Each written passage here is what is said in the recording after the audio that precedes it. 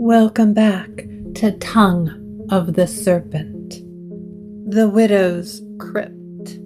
Up to this point, this season has been building a city full of consequences, haunted encounters, dangerous curiosities, old powers pressing close.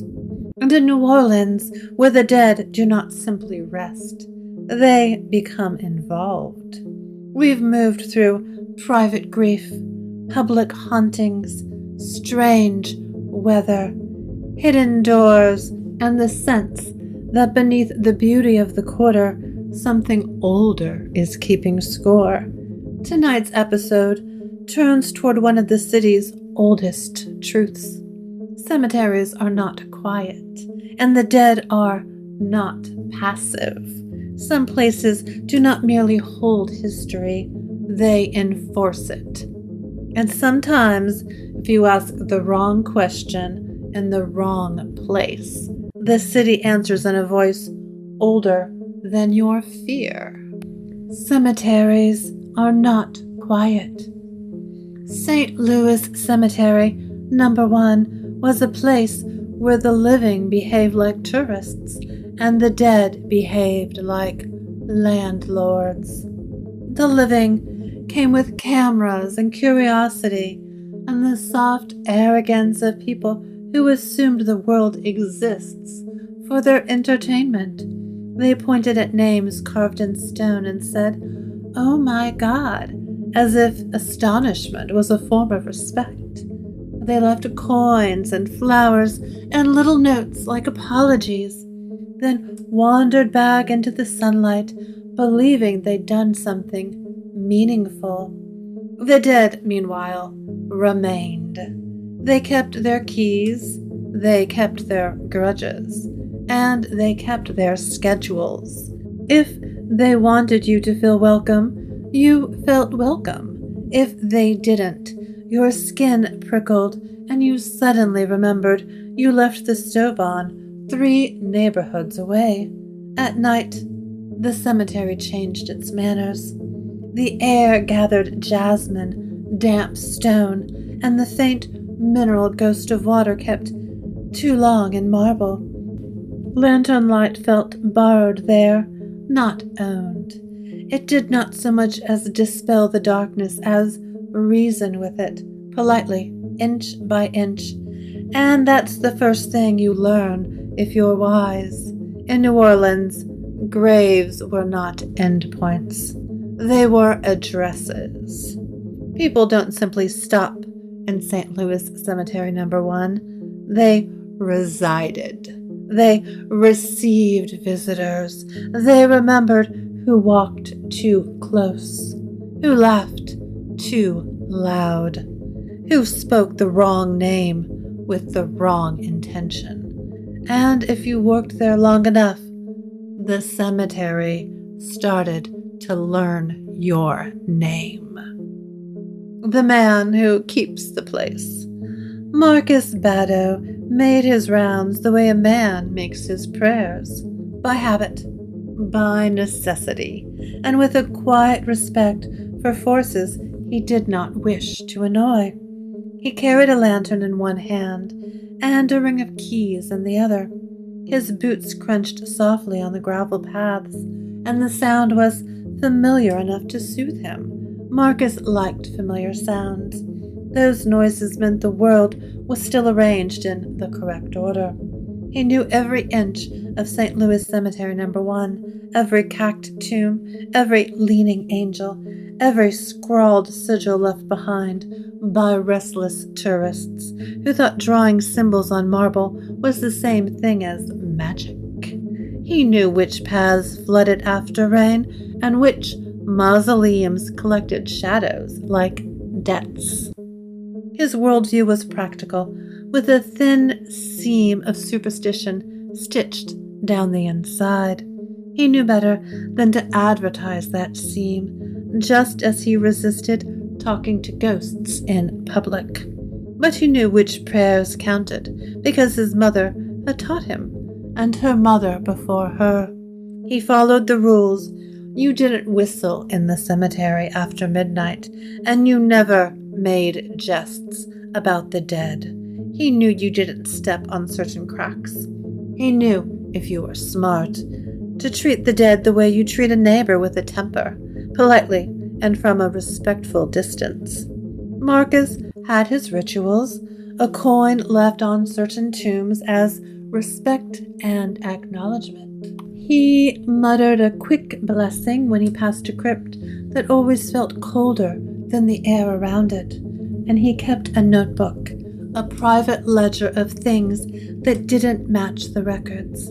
Flowers that bloomed out of season, names that appeared where they shouldn't, candles that relit themselves after being snuffed, graves that seemed to shift when no one was looking. Marcus told himself it was nothing. Old stone settles, people lie, memory plays tricks. Still, he wrote it all down because writing something down is a way of admitting it's real without saying the words out loud. Tonight, though, the cemetery felt rearranged. The crypt that shouldn't be there. Marcus saw it at the far end of the path, in a corner where he swore there had only been an empty stretch of wall the night before. The crypt stood as if it had been placed there between one breath and the next. Too neat to be accidental, and too wrong to be ordinary. Its stone was weathered, but the weathering didn't look like age so much as it looked like avoidance, as if time itself had tried to pass over it without making full contact. In the moonlight, the surface shimmered faintly, like something refusing to fully exist. Unlike the other tombs, this one gleamed blankly, without names or dates or mourning inscription. No angel guarded the apex of the tomb. This crypt was marked only by a black veil. It hung from a rusted hook near the entrance, ominous and delicate, the kind of fabric that didn't belong in a cemetery unless someone wanted it to. The veil moved slightly, although there was no breeze, as if it were breathing on its own. Marcus stopped, scratched at his beard with the slow irritation of a man who does not appreciate surprises in places made of them. He told himself to walk away. Not my business, he thought. Not my business was a sentence that has saved many lives in New Orleans. But his feet betrayed him. Curiosity has gravity. It pulled you forward while your mind ran behind, shouting reasonable objections. Marcus stepped closer, lantern held out like a flimsy badge of authority, and told himself the trembling in his grip was humidity. The grip chose not to wait for his decision. The door creaked open before he touched it. A room that dislikes light. Marcus stepped inside because the alternative would have required admitting that his feet had led him somewhere his courage did not want to follow. The threshold swallowed him. The air simply changed the moment he crossed it, thickening as though the crypt had its own weather. The lantern light seemed to hesitate, the flame shrinking slightly as if it had realized it was not welcome here. The shadows pressed in closer, offended, like a room full of strangers when someone turns on a bright overhead light. Marcus lifted the lantern higher. The flame flickered and steadied, doing its best. Lanterns were brave like that, until they weren't. The stone inside held silence the way a fist holds a secret. Marcus could hear his own breathing too, clearly, each inhale and exhale loud against the walls. He became acutely aware of the small sounds his body made. The scrape of his boots on stone, the soft click of the lantern handle as his grip tightened, the faint swallow in his throat. The scent of jasmine grew stronger. Outside, it had been sweet and familiar, clinging to the night like perfume, and here it was almost sickly, thick enough to taste, as if someone had taken the flower's softness and distilled it into a warning, and beneath it was damp stone, old water, and the presence of an oncoming storm. The kind you could feel in your teeth before the sky admitted it's angry. Marcus took one careful step deeper. The lantern threw light across the walls and revealed more nothing, just blankness, an empty space without a coffin or an altar. The crypt felt empty in the way a courtroom feels empty before the judge arrives. His instinct screamed at him to back out. He turned toward the door, which remained open behind him, but somehow felt further away than it should have, like a hallway that had quietly gained 10 feet while he wasn't looking. Marcus swallowed and told himself not to panic. Panic made you loud, and loudness was impolite in places that prefer quiet. Then he saw her. In the corner, half in shadow, sat a woman dressed in black, hands folded primly on her lap, like a portrait that had learned to breathe. The widow speaks his name. She looked as though the crypt had made her the way a spider made a web. She was dressed in black from head to toe, the deliberate black of someone who wore darkness like silk. Her veil was so sheer it looked like a cobweb spun from midnight, and it clung close enough that Marcus could see the shape of her face beneath it without being granted the mercy of certainty. Her hands rested in her lap, pale and thin, porcelain, dull, fragile, eerie, unearthly, simply arranged as though she had been waiting for hours, patient and inevitable. When she raised her hand, the veil hinted at her features, sharp cheekbones, lips painted a deep, decisive red, and eyes that looked like the sky before a hurricane, dark and swirling, full of weather that had not yet chosen where to land. She studied Marcus the way you study a word you've seen before and can't quite place. Then she spoke. Marcus. His name said softly, laced with something ancient. Recognition? Possessiveness? You've come to visit at last. Marcus stumbled backward, so hard his boot scraped stone. The lantern jerked in his grip, the flame flaring and then dimming as if startled. For one humiliating second, he thought he might drop it, and the idea of being trapped in this place without light made his stomach turn cold. How? He began, and had to clear his throat because it had gone dry. How do you know my name? The woman chuckled without amusement.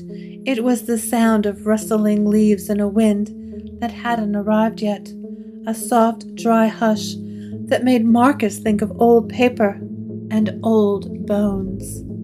I know many things, she said, as if naming her groceries, and I know you've been asking questions. Marcus tried to deny it. The denial died in his mouth, because lying in a crypt felt like swearing in a church. Even if no one stopped you, you still felt foolish for trying. The widow's gaze drifted unhurried over his face, his hands, the lantern, the keys at his belt, cataloging, counting, assessing his potential. You've noticed the graves that don't match their records, she continued. voice calm as a knife laid carefully on a table. The flowers that bloom out of season, the sigils tourists carve without understanding, the candles that relight themselves when they've been snuffed. Something cold moved through Marcus. How did she know about the lists he kept in his notebook? He never spoke about the nights he went home, smelling faintly of stone and jasmine and dread, and sat at his kitchen table, writing down the things that did not make sense. If he never spoke them aloud, they seemed safer, less dangerous. The woman tilted her head slightly, a gesture almost curious. "You keep track," she said, and there was something faintly approving in the words, as if she admired thoroughness. "You think if you name a pattern, you can control it." Marcus swallowed hard. His pride, that stubborn, practical pride, flared weakly. "Someone has to," he managed. The widow's smile was small, knowing, as if she understood him, bones, intestines, and blood pounding in his veins. "Do they?" she murmured. "Or do they simply convince themselves they do, so they can sleep?" Marcus's hand tightened around the lantern handle until his knuckles ached.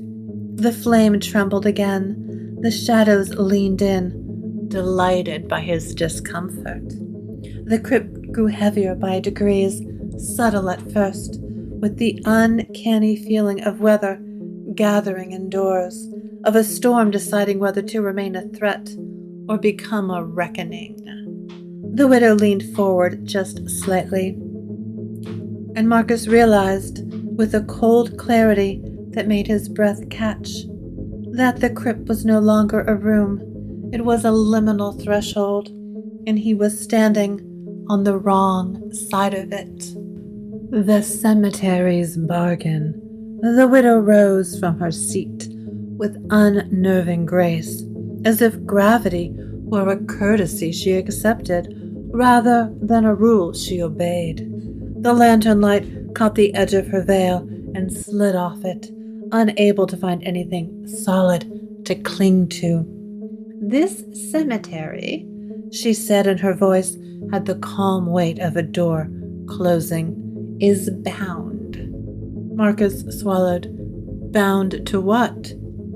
The widow's eyes drifted over him again, slow and appraising, as though deciding whether he deserved the shape of the truth. "To a bargain," she said finally. "Older than you, older than this city's confidence." Outside the crypt, New Orleans could be loud enough to convince itself it owned the world.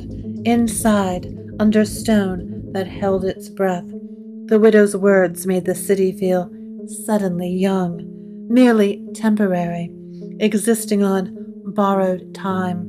"The settlers who built this place," she continued, "did not arrive to empty land.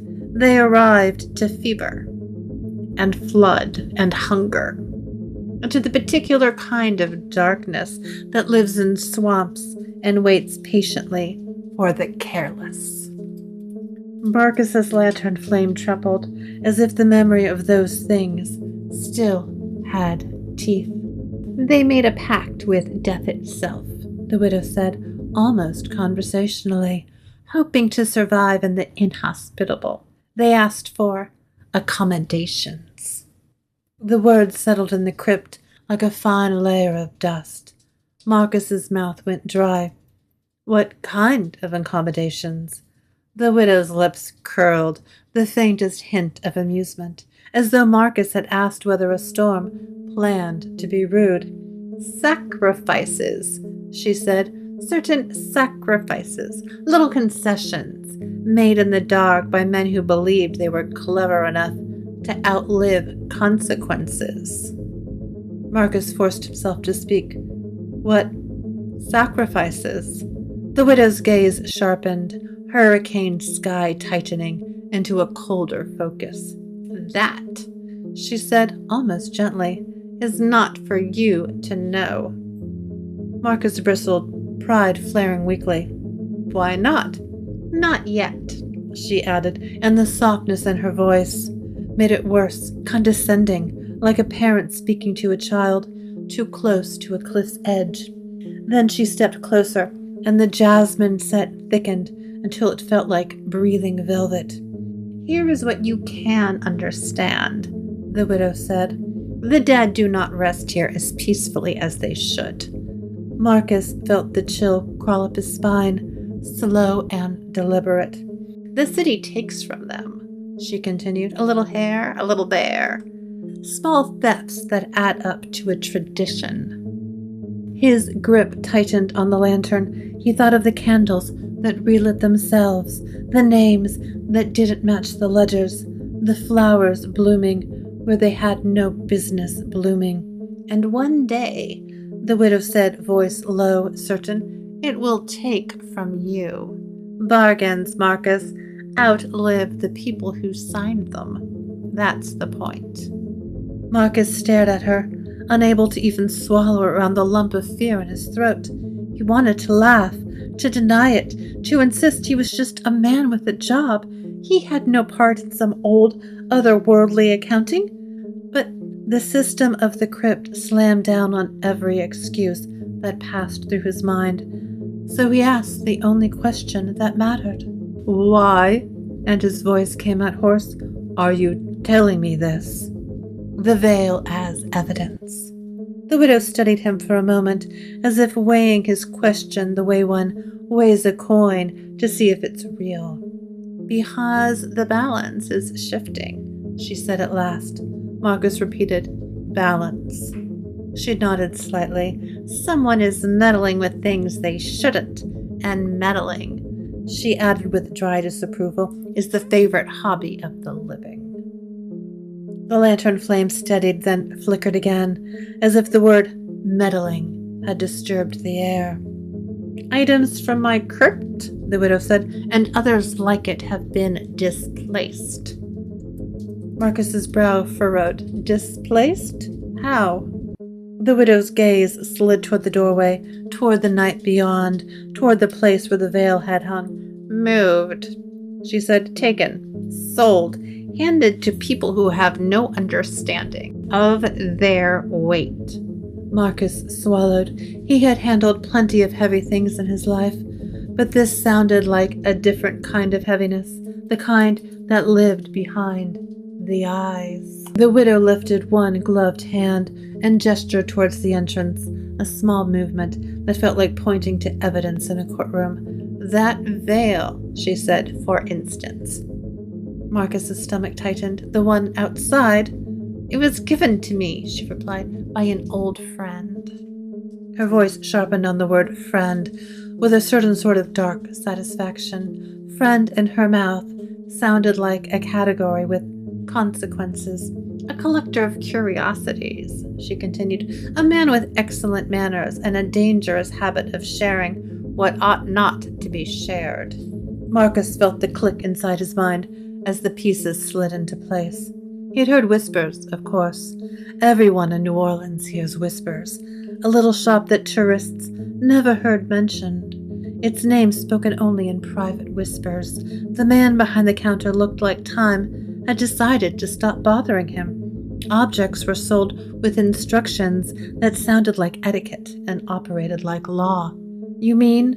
Marcus began, then hesitated, as if saying the name might draw attention. "The antique shop, the Crew of the Morning Star." The widow's lips curved into a faint, enigmatic smile.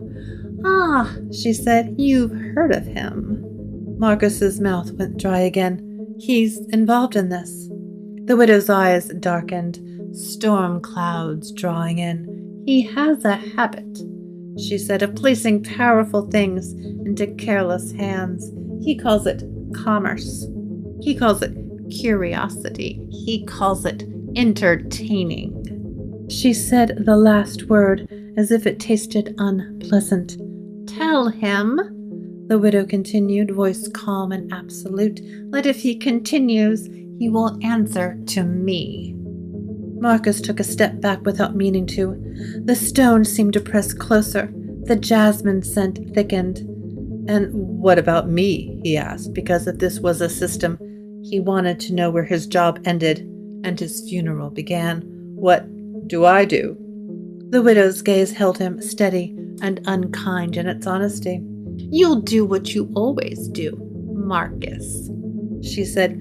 "Bury the bodies, tend the graves, sweep away the tourist nonsense, and try not to think too hard about what lies beneath your feet."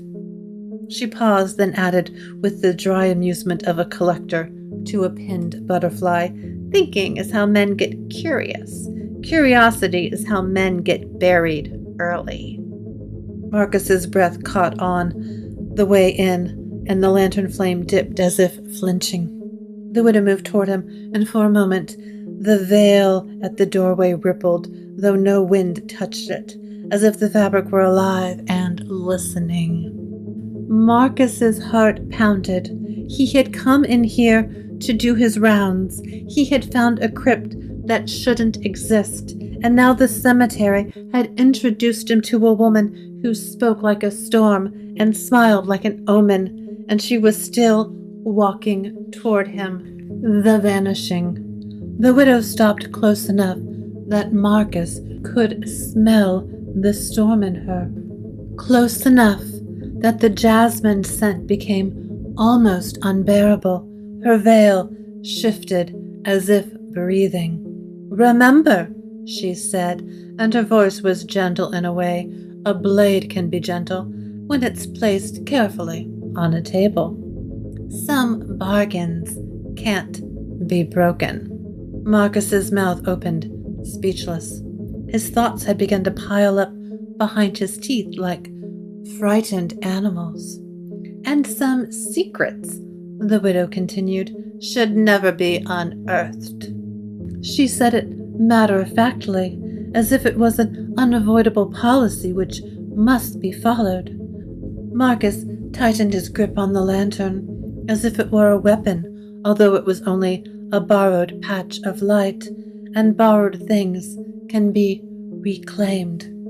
The widow lifted a gloved hand. The glove was black, perfectly fitted, the fingertips smooth as if they'd never done honest labor. She reached for the lantern with the calm certainty of someone touching property. Marcus flinched, but too late. Her fingers brushed the lantern's metal rim. The flame flickered once, twice, and then it flared so bright Marcus's eyes watered. For the briefest heartbeat, the crypt was not simply illuminated, it was exposed. Marcus saw something carved into the stone which hadn't existed a moment before, a sigil so fine it looked like lace etched into marble. He saw the shadows on the wall double, as though two lanterns were burning when only one should exist. He saw, impossibly, the stone itself seemed to rise and fall, as if the crypt were breathing, slow and patient, like a sleeping creature. And in that harsh, impossible light, he saw the widow's shadow separate from her feet for an instant, stretching toward him like a hand. Then the flame guttered. The brightness collapsed into a thin, trembling tongue of light, and the crypt was empty. No widow, no soft rustle of veil, no perfumed storm of jasmine, just stone and silence, sudden and suffocating, snapping back into place like a gag pulled tight. Marcus stood alone in the dark with a lantern that felt suddenly very unreliable, as if it had realized it could betray him whenever it pleased. The crypt is gone. Marcus didn't walk out of the crypt. He fled, quickly, blindly. He moved fast in the way people move when they're terrified of making noise. His boots scraped stone. His shoulder clipped the doorway. The lantern swung wildly in unsteady hands. He burst into open air, and the cemetery's sounds rushed back in. Insects singing, distant city hum, a far-off car door closing like a punctuation mark. The night smelled of damp grass and old stone, and faintly of jasmine. He sucked in a breath that tasted like velvet threat. Then he whirled around. The crypt was gone. There was only the wall, the empty stretch of weathered stone, exactly as it had been every night before. Gone was the crypt, the door, and the black veil. The glimmer of blank stone in the moonlight. Nothing remained which would convince a sober person that this had ever happened. Marcus stared until his eyes burned. His heart hammered against his ribs. His hands shook. The lantern flame burst back into life. He stepped forward, slow, and placed his palm against the wall where the door had been. Only cold, ordinary stone, even though the scent of jasmine lingered, stubborn and sweet, like a fingerprint left on glass. Marcus lowered his hand and swallowed hard. He realized then, with a quiet certainty that made his skin prickle, that the cemetery had been watching him the whole time, as if he had crossed some invisible line, and the place itself had taken note. The not understanding. In the morning, St. Louis Cemetery No. 1 looked the way it always had, sunlit, dignified, mildly irritated by the living. Tour guides led their little clusters of visitors down the paths, voices echoing between tombs. Someone laughed too loudly near an angel statue. Someone snapped a picture and called it spooky, like that was a compliment. The dead, patient as ever, tolerated it. Marcus returned early, before his shift properly began. He walked straight to the corner where the crypt had been, boots crunching on gravel that sounded too cheerful in daylight. The wall stood there, unbroken, no unexpected crypt leaning against the solidity of the aged stone wall. He stared at it until the sun warmed the back of his neck. Nothing changed. Marcus did his work anyway, because work is what you do when the world refuses to explain itself. He moved through the cemetery like a man handling glass with gloves. He remained silent, performing his duty mechanically and refusing to look too closely at anything. At midday, when he set his lantern down to refill the oil, he noticed it, a faint black thread around the lantern handle, thin as hair, black as the veil which blew in the wind, which wasn't there. He pinched it between two fingers. It came away easily, and for a moment the scent of jasmine rose sharp and clear, then faded again. Marcus stared at the thread as if it might speak. He wrapped it carefully in a scrap of paper and tucked it into his private notebook, the one with the anomalies and the ledger discrepancies and the things that didn't match. Proof, he thought, or maybe a warning. He went home early. He locked his door and checked the lock twice, because a man can pretend his front porch is a boundary even when he knows better. He closely inspected every window and closed all the curtains.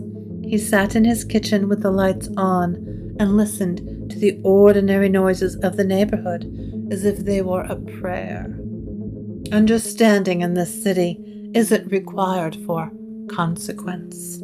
Some bargains aren't meant to be understood, only endured.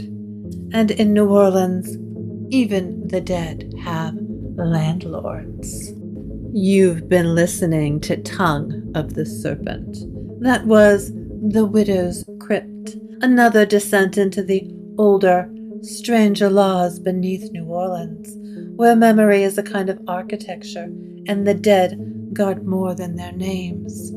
Some stories in this city whisper, others sit very still and wait for you to come close enough to hear them speak.